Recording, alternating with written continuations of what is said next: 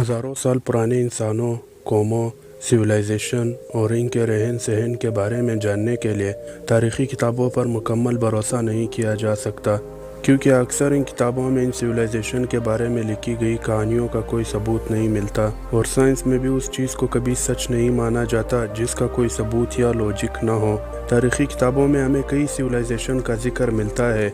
इन civilisation के बारे में जानने के लिए इनके पुराने शहरों या इनके रहन सहन के मुतल्लिक़ किसी भी चीज़ को इजाद करना बहुत ज़रूरी होता है, क्योंकि इन चीज़ों और पुराने शहरों से ना सिर्फ इन सिविलाइजेशन का सबूत मिलता है, बल्कि इन सिविलाइजेशन के बारे में तकरीबन सब कुछ ही पता चल जाता है। आर्कियोलॉजी की तारीख़ में आर्कियोलॉजिस्ट हज़ारों साल पुराने ऐसे कई शहरों को दरियाफ्त कर चुके हैं जिनसे वहाँ बसने वाली सिविलाइजेशन के रहन सहन का वाज़ेह तौर पर पता चलता है। नाज़रीन, आज इस वीडियो में हम ऐसे ही दो शहरों की बात करेंगे जिनकी दरियाफ्त ने दुनिया के सामने वहाँ बसने वाली सिविलाइजेशन के कई राज खोल कर रख दिए। नंबर 1, मोहनजोदड़ो। कई हज़ार साल तक ज़मीन में दफन रहने वाला शहर मोहनजोदड़ो को आखिरकार 1922 को दरियाफ्त किया गया। 250 एकड़ पर फैला हुआ यह शहर पाकिस्तान के सूबे सिंध के शहर लड़काना में मौजूद है। 1911 को दो आर्कियोलॉजिस्ट रकुलदास बनवर जी और देहराम सानी की सरबराही में शुरू होने वाली आर्कियोलॉजिकल सर्वे के दौरान इस हज़ारों साल पुराने शहर के अनसार को पहली बार दुनिया के सामने लाया गया।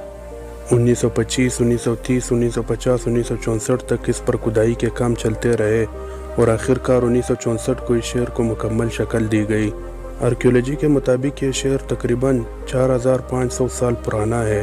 यहाँ बसने वाली हज़ारों साल पुरानी सिविलाइजेशन को इंडस वैली सिविलाइजेशन का नाम दिया गया। इस सिविलाइजेशन के बारे में बताया जाता है कि ये 1900 से 2500 BC तक एक ताकतवर सिविलाइजेशन हुआ करती थी। साइंसदानों के मुताबिक इस सिविलाइजेशन के लोग बहुत ही ज़हीन और आला सोच रखने वाले थे।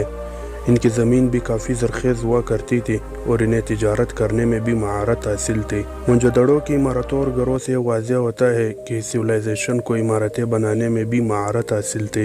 इसी तरह इनमें और भी कई खसूसियात हुआ करती थी। इस सिविलाइजेशन के मुतल्लिक़ इन बातों का अंदाज़ा लगाना तो आसान होता है, मुश्किल होता है तो वो ये कि हज़ारों साल पुराने ये शहर कैसे ज़मीन के अंदर दफन हो जाते हैं। ये बताने के लिए साइंसदान हमेशा सिर्फ थ्योरीज़ का ही सहारा लेते हैं। दानों के मुताबिक चूँकि ये शहर दरिया सिंध के करीब वाक़या था, तो बारिशों से दरिया सिंध में पानी ज़्यादा होने की वजह से इस शहर पर सैलाब आ चुका होगा, जिससे ये शहर ज़मीन के अंदर धंस गया होगा। लेकिन इस थ्योरी में कितनी सच्चाई है ये किसी को पता नहीं। नंबर 2, द्वारका। हज़ारों साल पुराना ये शहर इंडिया के सूबे गुजरात के शहर द्वारका से आर्कियोलॉजिकल सर्वेस के दौरान मिला। द्वारका शहर दरिया गुमटी के करीब वाक़या है। 1963 को शुरू होने वाली आर्कियोलॉजिकल सर्वेस के दौरान दरिया गुमटी के अंदर से एक पूरा शहर दरियाफ्त हुआ। इस शहर की तारीख़ 6000 साल पुरानी बताई जाती है।